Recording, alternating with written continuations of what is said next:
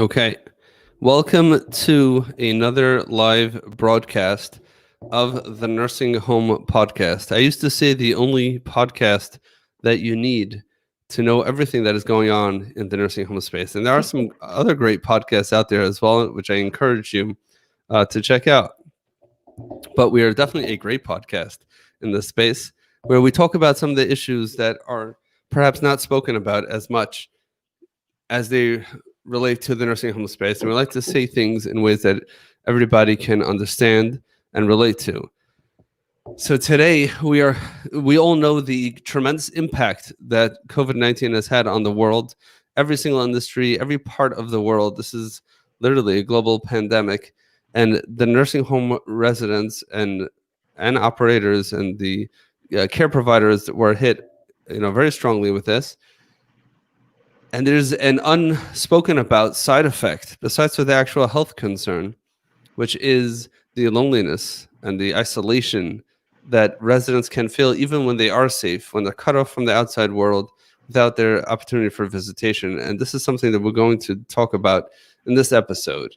Before we do that, it's my honor to introduce today's guest on the Nursing Home Podcast, Laura Steuer.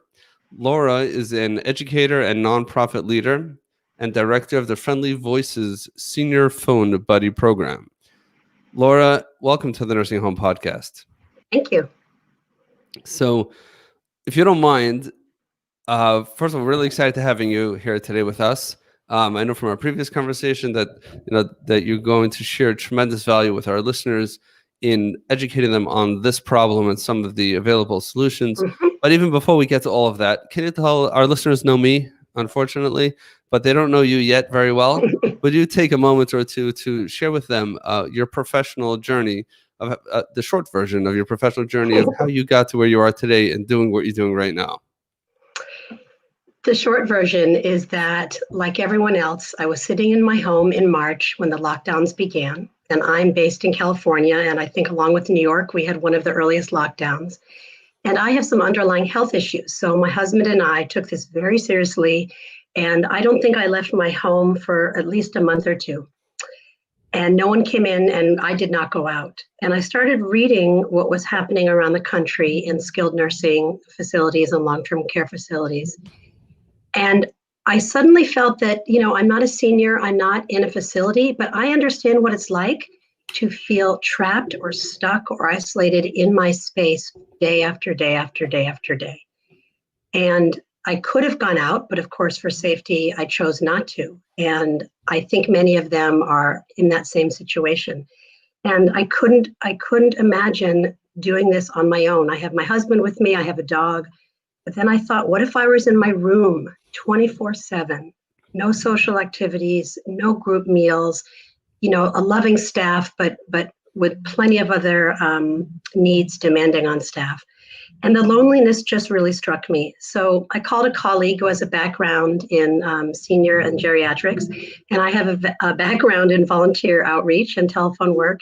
And together we put together this phone outreach program for seniors about the first week of April, just when the pandemic was really spreading. Wow. So first of all, thank you for that. Giving us a little bit of a background. What were you doing before COVID, though? Like, what was your professional experience like before COVID? You mentioned briefly phone experience, and tell us a little bit about that and your outreach. Well, right before starting Friendly Voices program, I spent 10 years leading a small nonprofit where we did nationwide telephone outreach for women dealing with various trauma, relationship trauma.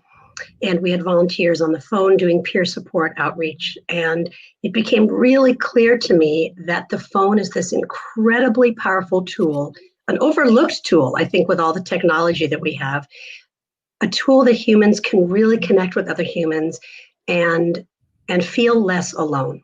So that's what I was doing beforehand. I also taught high school briefly, which was probably a mistake. I discovered I am not a high school teacher. I used to teach fourth grade long ago, and that was the right grade for me. So various career paths to this. Got it. So I like what you said, that the phone is an overlooked tool. So many of us spend hours of our day with our phones, and looking at them and doing all sorts of mind-blowing feats and accomplishing crazy stuff with our phones, but we forget that our phone can also make phone calls. Yeah. And phone calls are something that have been around since most of us were born. And like you said, it's something that is so overlooked for somebody who's in isolation. COVID does not travel. There's no scientific proof that you are susceptible to getting COVID-19 over the phone, and therefore it's perfectly safe. Um, it's perfectly safe to make phone calls to anybody, and this is not just during COVID, by the way. There's nothing wrong with picking up the phone and calling a family member or a colleague or a neighbor down the street, even if they're not a senior, just to take them a little bit out of their isolation. So, tell us a little bit about this journey. So, we know that. Well, first of all, let's just talk about the phone for a minute. I mean, we know how available it is, right? Everybody has a phone. Now, maybe not everyone has a smartphone. Um, Even back one more step, a lot of facilities, a lot of companies also were jumping at the opportunity. Let's get Zoom into every facility, right? Let's get video calls. Let's create an app that will connect any type of video calling program to any type of iPad and make it easy to make appointments. And there's a lot of great technology that was done around this, and that has helped the problem somewhat. But at the end of the day, not everybody likes video calls. If you look at, I don't know how much you do video calling other than Zoom, but in personal video calling, FaceTime calls, WhatsApp Messenger calls, Facebook calls, video calls, a lot of times it's difficult to communicate. Sometimes you can communicate better if you don't see the person, because when you're forced in one place and you kind of have to make eye contact, it's a different type of engagement than when you're free to pace around the room, to wash the dishes, or driving in your car, or do whatever else you're doing, and you can connect on a different level. So, like you said, the overlooked tool. Go ahead. Well, I think too, what your point about Zoom and iPads, I think nursing homes, skilled nursing, and long-term care facilities are really getting boxed in, and they're getting this really mixed message from society. On the one hand, they're saying, keep your seniors isolated, put them in their rooms, don't let them have any interaction because COVID can be fatal. On the other hand, we know that isolation can also be fatal. Loneliness has a tremendous effect on the emotional well-being. And for a facility to, upgrade their Wi-Fi and get the Zoom and the iPad, and, let alone if they have any resources or funding for that, which many do not, then they have to, teach the staff how to use it, who then have to teach the residents how to use it. That is a huge learning curve, and especially at a time when staff is really, really under siege, doing a lot of crucial first-line responding work. So the phone, as a device to speak, not as a Wi-Fi, not as an internet, not as a text device, but the actual phone brings us something that is really powerful for our memories, which is talking. And we forget, as we're typing and texting and emailing, that talking is crucial to brain development. And one of the areas that interests me a lot is how talking, helps our memories. And I want to talk a little bit about that. Sure, please do. So there's a lot of research. There's a lot of research that shows that conversation, talking, just the way you and I are doing now, enhances the working memory. Now, the working memory is sort of our short-term memory. It's how we remember, what we had for breakfast and who we met in a store yesterday. And most of us really are solid with that. And then we have our long-term memory, which is things that happen long, long ago. We know that in seniors, the working memory begins to decline first, that it's hard to recall the more immediate parts of our lives. And what's incredible is that when you feed and fuel and help to enhance the working memory, it has sort of a feedback loop that helps the long-term memory. So there was a study at the University of Michigan about 10 years ago where they took a bunch of volunteers and they had them talk for 10 minutes. And then they asked them a series of memory questions, and they found that the volunteers who had talked for just 10 minutes compared to the volunteers who had not, had a far better outcome on the memory tasks, because the working memory was stimulated, which then fed the long-term memory. And there's also all kinds of research, which you can Google online, that anything interactive like talking also helps to feed and improve the working memory. And the phone is just the perfect tool as opposed to email, which is more passive, or watching movies, fun, but also more passive. Right. And that's one-way communication One as way, opposed exactly. to an interactive communication. Now, Correct. just for the record, I am a huge fan of using technology to solve these types of problems. And if a facility can get a Zoom or a FaceTime or all these types of things, and it does work out for them, um, you know, for sure, they Yeah, definitely yeah. should do such a thing. And a lot of seniors, if you take the time to actually educate them on these tools, it's amazing. Yeah. My mother does not listen to this podcast, so I can talk relatively freely. But she had recently, I had the opportunity to show her how Zoom works, and she gives a lot of classes and a lot of things that were canceled because of COVID. And she was trying to do things on the phone, and it just wasn't working out the way that it should. So it took some time. Let's just say there was a steep learning curve. She doesn't spend her time in front of the computer. But once she got it, it's like a whole world opened up to her. And she would call me every time she made a Zoom call. Shmuel, I Right, just did a right. Zoom call. I called all my siblings all over the world and we had a great time. She spoke to her mother in Israel. She was able to see her on the screen and like it was amazing. And I'm like, okay. I said, just because I introduce you to the phone doesn't mean you have to call me every time you make a phone call. But I'm You know, but I'm I think in the ideal world, a nursing home like our schools would be fully funded, right? And every nursing home would have every facility and every technology and every infrastructure that they needed, and tons of staff resources for that. And if you do have that, that's phenomenal. But many do not, and if you have to choose between your funding sources, um, the Zoom and the iPads and the more costly infrastructure can go by the wayside, whereas the phone is always there. right. And this is something Yeah, that every facility has a phone. The nurses have a phone. Now, correct. truth be told, some facilities do not have a phone for every single resident. They have a shared phone, and sometimes that's a challenge. But that's a simple solution. You could buy, a burner phone, right? You could buy a prepaid phone in your local Target, Walmart for just a few dollars, and even whatever infection control policies and procedures are done if you get one for each resident or if you disinfect it between residents. But Correct, the correct. point is this it's so much simpler, and this is a technology that they know how to use already. This is something that can easily be used. Now let's focus on the other side of the phone, pun intended here. Who are the people who are calling the seniors, and why are these people doing it? So in our program, is that what you're referring to? Any program, but Any let's program. talk about yours because you Sure, probably are more intimately familiar sure. with yours. Sure. Well, there are a lot of phone buddy programs out there. I can certainly speak to ours, and phone buddy programs have been around for a long time. Many social services and religious organizations offer phone buddy programs. But since COVID, these have really become a key way to connect with seniors. The volunteers are empathic, trained, compassionate people. In our program, our volunteers are as young as 20 and as old as 85. And they just really feel, I think, the same way I did, that talking and listening with another human being is good for us. It's good for the person on the other end of the line. There's a lot of research, actually, that listening helps build empathy and talking helps improve. Blah, that was a funny word. I'm going to start that one again.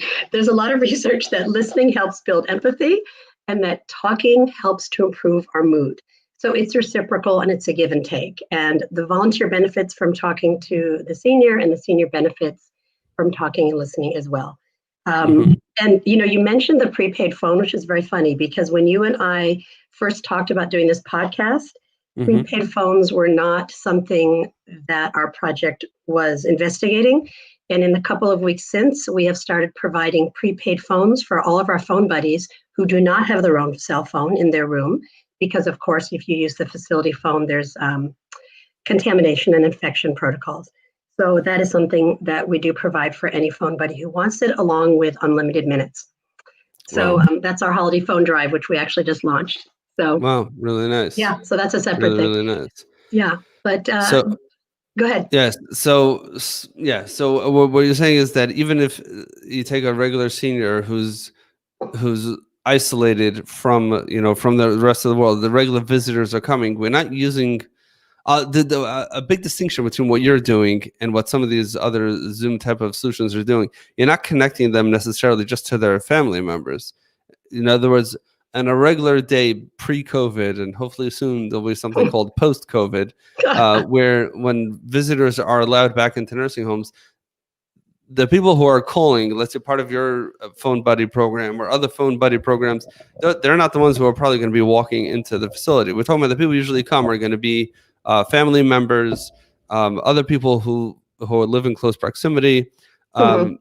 Those are the ones who usually come, and many of them may already be using the phone or other solutions to come to communicate with their loved ones. This is not just a tool, or it's not at all a tool. I mean, obviously, family members can call their parents. They should, by the way.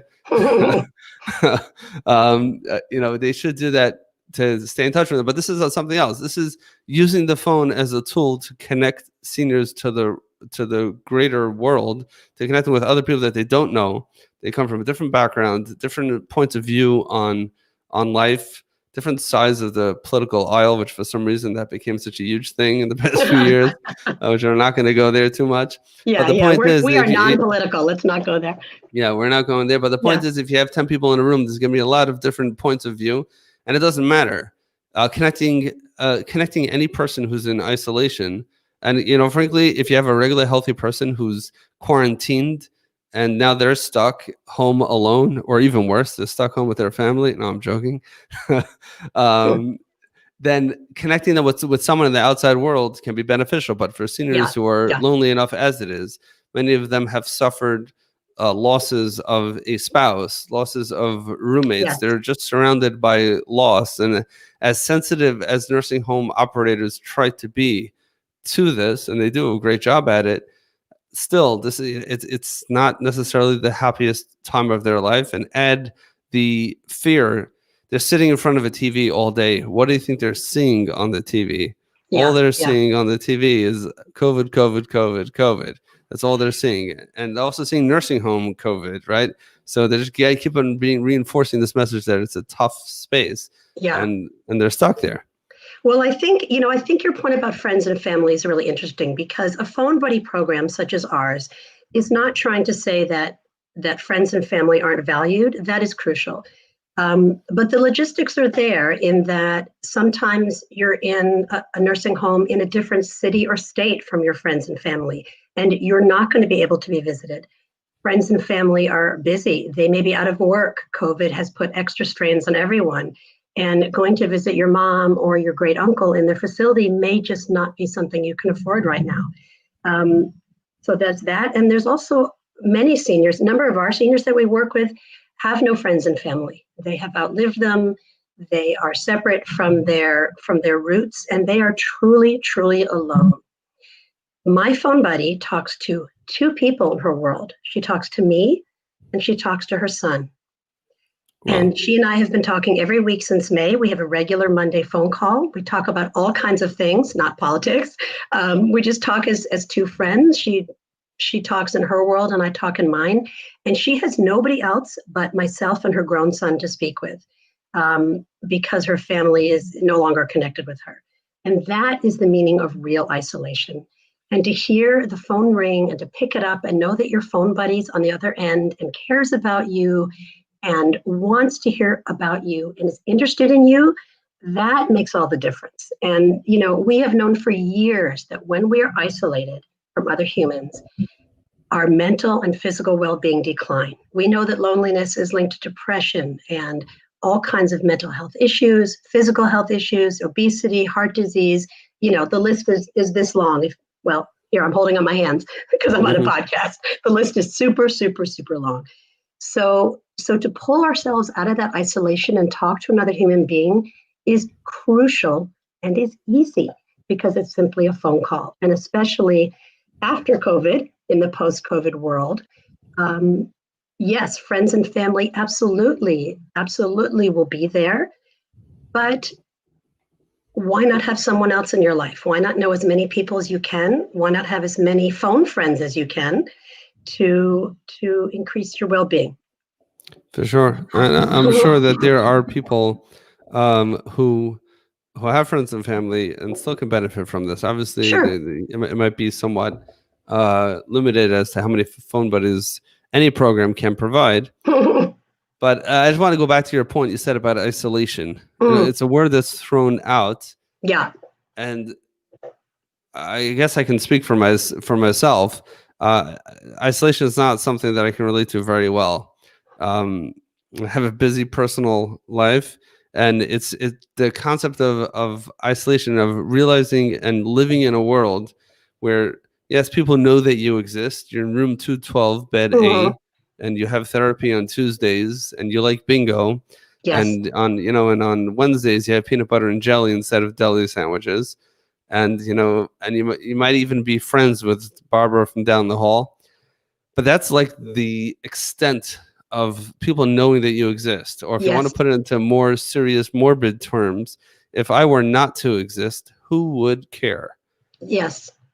And if the answer is nobody, then that gives very little motive to continue living. I just saw a stat yesterday, and I'm not saying this is true or not true. Some news agency showed me this, that there have been more suicide deaths in Japan than COVID deaths, and unfortunately, there's been plenty of both since the beginning of COVID.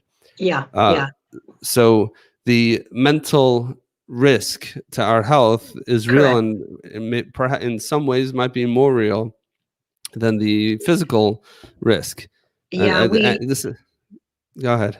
I'm sorry, I cut you off. Um, Go. Well, so in talking about the suicide risk and mental health, we know that loneliness is fatal. I mean, you can just Google loneliness is fatal and you will find all kinds of evidence and research behind that.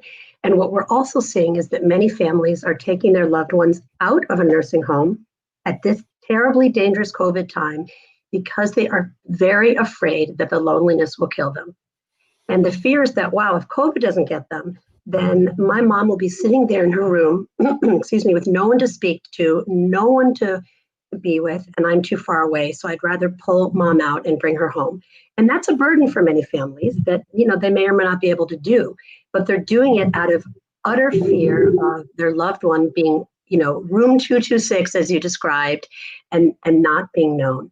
And, the staff, of course, provides tremendous social interaction, conversation, talking and listening.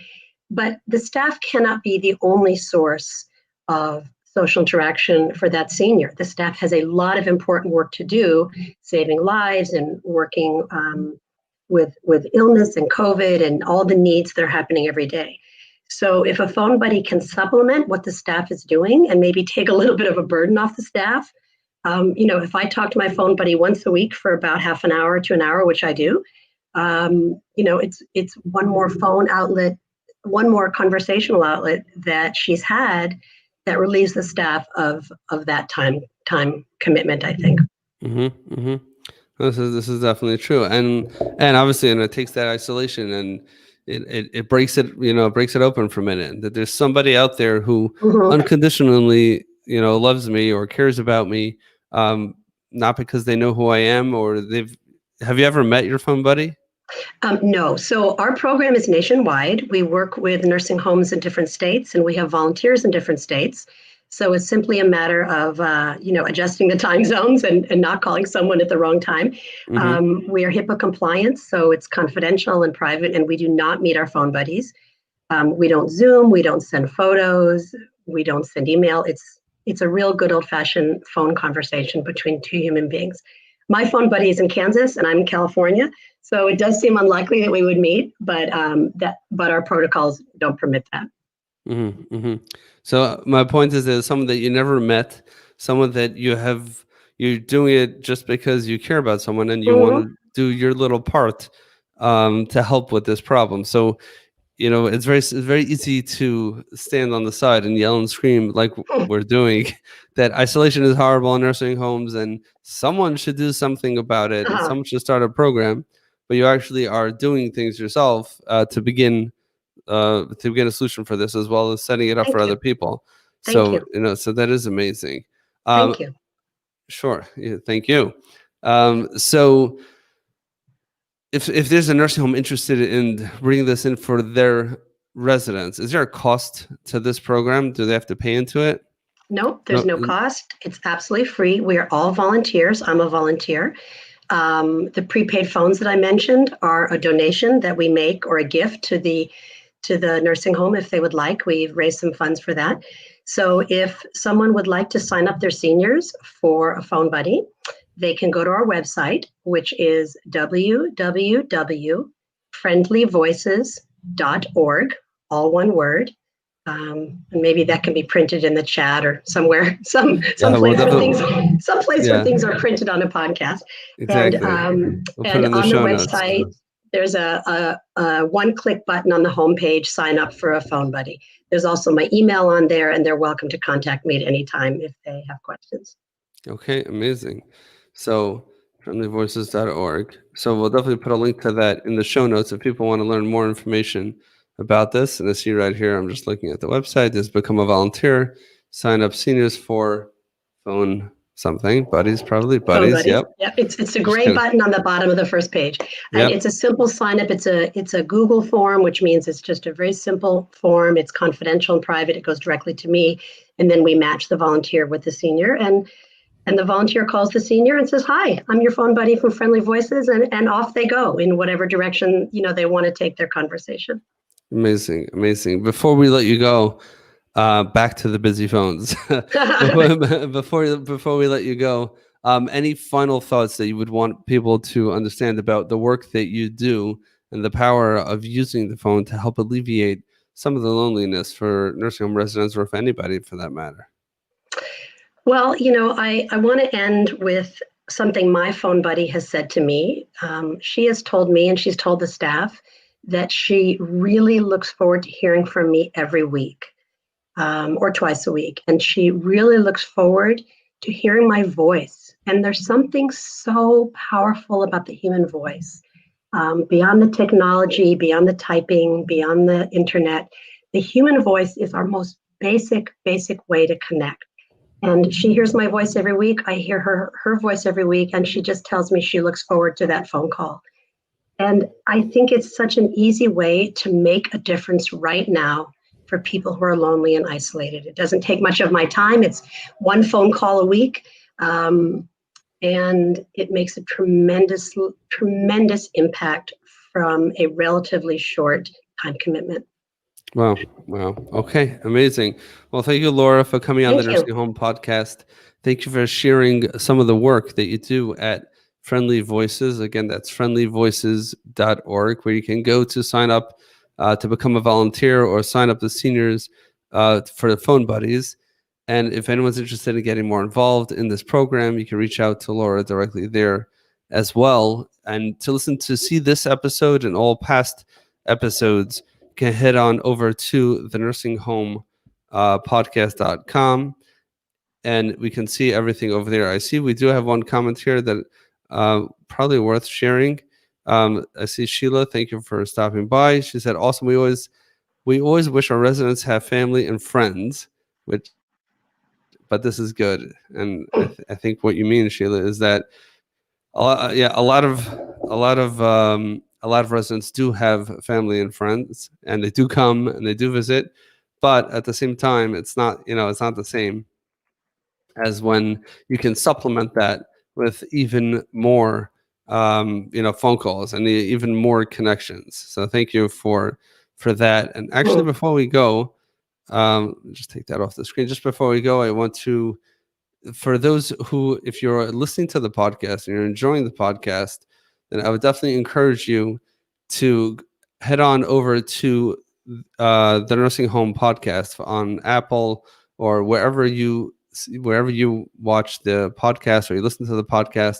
If you leave us a review for the podcast, that helps the show grow even further. And I actually wanted to read a couple of reviews out right now, but it's taking me a second to find them. So if I find it in a second, then I will read it. While you find them, I'll just address some things Sheila said. You're right, Yes. Sheila, about friends and family, but we know also that friends and family are not allowed in many of these facilities and are talking to their loved ones through the window. We've seen that in the news. So they are limited from what they can connect with their loved one. This is definitely true. If you go to ratethispodcast.com/nursing home, so then you can, that's a very easy way to leave a review for the show on any device that you have, or on any, regardless of the way that you do. No, I got it. Regardless of the way that you do, they do listen to your podcast. I'm just going to read a couple recent reviews. Here's one from Loki. So Loki actually was on LinkedIn Live, I think it was last week. Laughter with Loki, that he was a previous podcast guest. And he wrote, "I'm glad this podcast exists. I didn't think anyone was talking about nursing homes and the problems seniors are facing. And then Shmuel came along, created this fantastic podcast with terrific content. I'm glad someone is giving a voice to an unheard part of America." Well, thank you, Loki, for that wonderful review. Thank you, Laura, for coming on the podcast. Thank you. And I look forward to putting this episode live at the nursinghomepodcast.com as soon as we're done with it. So thank you so much.